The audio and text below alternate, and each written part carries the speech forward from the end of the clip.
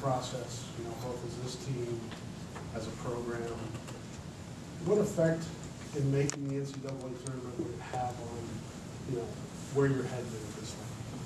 Well, I think that's the standard that everybody looks at. Your goal is to get in, and then of course it's then to advance once you're in there. But there's just so much emphasis put now on the NCAA tournament. I mean, obviously I was fortunate to have played in it, coached in it. I recognize it's an incredible experience, but I have to admit I never thought I'd see the day where the first week of January they're talking about the last four in and the first four out. It's incredible how senseless that is in January. But nonetheless, that's the world we live in, and it's an example of the pressure that everyone feels and everyone puts on themselves to be one of those teams that get in. So when you're one of the teams that has an opportunity and you're in the conversation, it's great. You want to be one of the ones that gets in and not one of the ones that's left out. And you want to do the things that are necessary to make that happen. And we're a team that clearly has been very close in that respect. And so when you fall short, if you lose a game, you have a chance to win, and it makes you feel that much worse. But the question, I think, and the challenge before this team is where do we go from here? And that's to be determined. What was the mood, or what was? How have the players approached the last 2 days since that? Well, yesterday we didn't practice. It was a mandatory day off. A number of them were in working out on their own, which they do frequently. You've heard me say that, and that's a good thing. After the game, we couldn't. One of the things that happened as a result of the change of the game, we couldn't get out right after the game. We had to wait. So we went back to the hotel. We ate, and then we waited for the plane to come and get us, and then we went home. So the mood was, as you would have expected, been pretty quiet, and we broke the tape down right there. So we kept our setup to enable us to do that. And I did my TV show there, and so we got a lot of work done, and we just got on the plane and went home. And you kind of let them, just deal with it on their own. You don't belabor it. I challenged them after the game. I wasn't happy.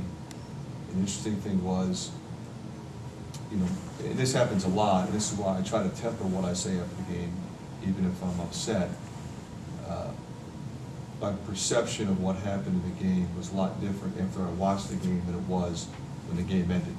I mean, we could see that we shot, you can look at the stats, and we shot 28%, and they shot 62%, and that's not a good formula to hold on to a lead. And I was upset with what I thought was tentative play offensively. And we were. I mean, we were tentative, collectively. It wasn't one or two guys. We were more tentative than we should have been. But the reason we had so much pressure on us offensively was because our defense was so bad. I mean, that's as bad as, that was like one of our performances last year when we were just non-existent at the defensive end of the floor. And I think that's the disappointing thing.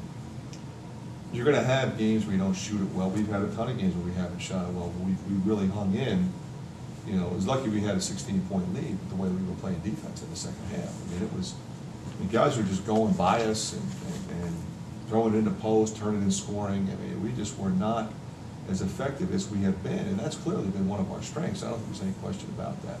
So that was, one of the things that we need to address today as we break the film down and show. We've already broken it down and shown it to them. They haven't seen it yet, and they'll see that it was actually as much our defense as it was our lack of offense. What were some of the other observations you were able to make that maybe you didn't think of before when you were breaking down the tape besides the defensive play? There really weren't many other ones than what was obvious.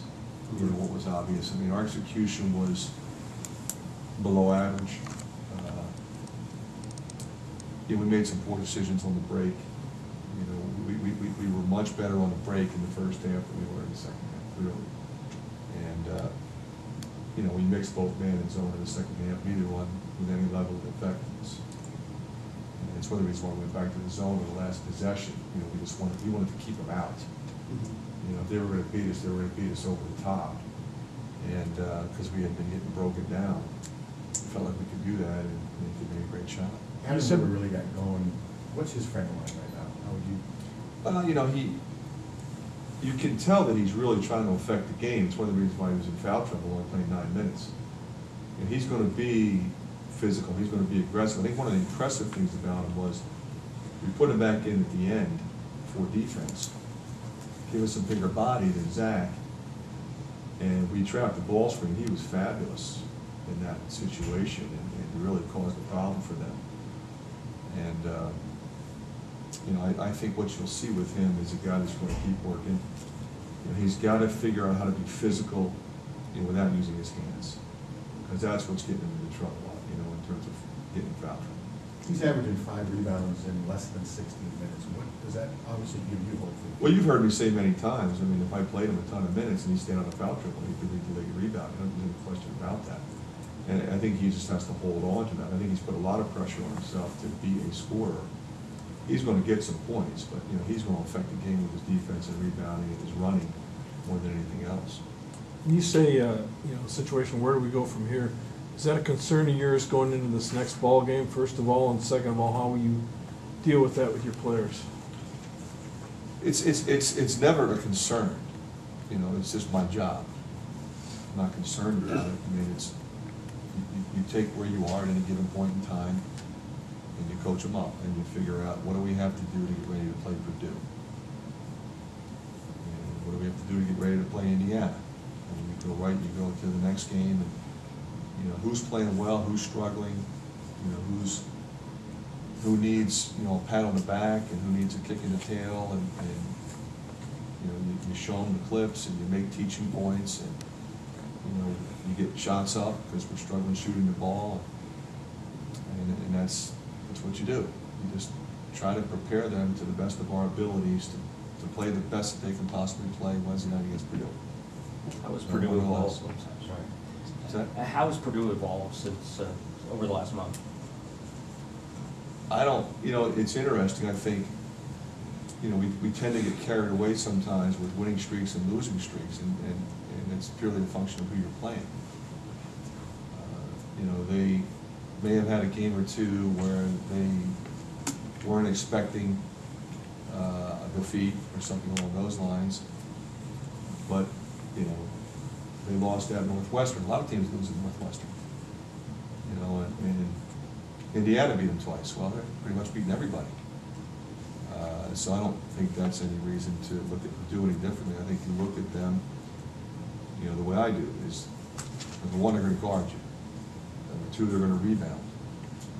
And, you know, they pride themselves on being the tougher team anytime they take the floor. Doesn't mean they're going to win them all, but they're going to compete in a way that's going to challenge our team and any team that plays them.